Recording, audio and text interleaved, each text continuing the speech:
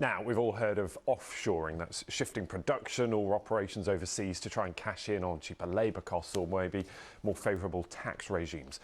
But what happens when that shifts the other way? Well, it's called nearshoring, and it's given Mexico a major boost lately as the trade war between China and the US hots up.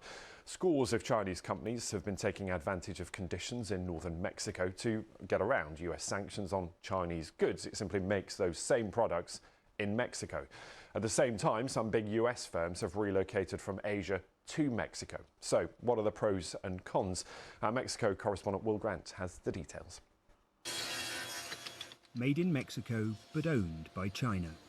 The sofas of the Manhua Furniture Company are part of the buzzword in Mexican business. Nearshoring. This is one of scores of Chinese companies relocating to industrial parks in northern Mexico to bring production closer to the US market. As well as saving on shipping, the final product is considered 100% Mexican, meaning they avoid tariffs and sanctions imposed on China amid a worsening trade war with the US. General Manager Yu Ken-Wei says the move to Mexico makes economic and logistical sense. They already employ 450 people and have ambitious plans to expand. We hope to triple or even quadruple production, he says. The intention here in Mexico is to bring our production levels up to that of our factories in Vietnam. Whether it's furniture, T-shirts or car parks, the proximity to the US and the skilled labour force here makes Mexico an attractive prospect to Chinese companies. And as more Chinese firms reach that same conclusion and set up factories here, it's been an important shot in the arm to the Mexican economy, particularly post the COVID pandemic. The sofa factory is located inside Hofusan, a Chinese Mexico industrial park in the city of Monterrey.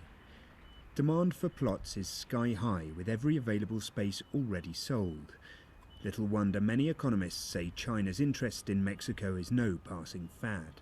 The question is not if this trend will continue, but rather how much of that trend we can take advantage of, because just as Mexico is, thinking, and we are having this conversation here, I am sure that some people are having the same discussion in Colombia, in Vietnam, in Costa Rica.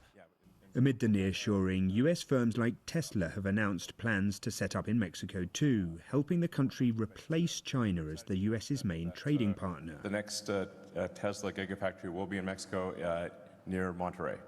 It's a significant change, but some urge caution over being drawn into the wider geopolitical struggle. The old rich guy in town, the United States, is having problems with the new rich guy in town, China. Mexico does not have, also the current administration, we don't have a strategy vis-a-vis China and how to deal into this new triangular relationship.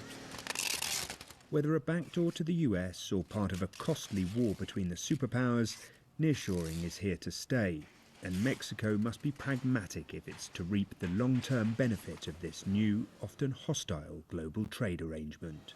Will Grant, BBC News, Monterrey.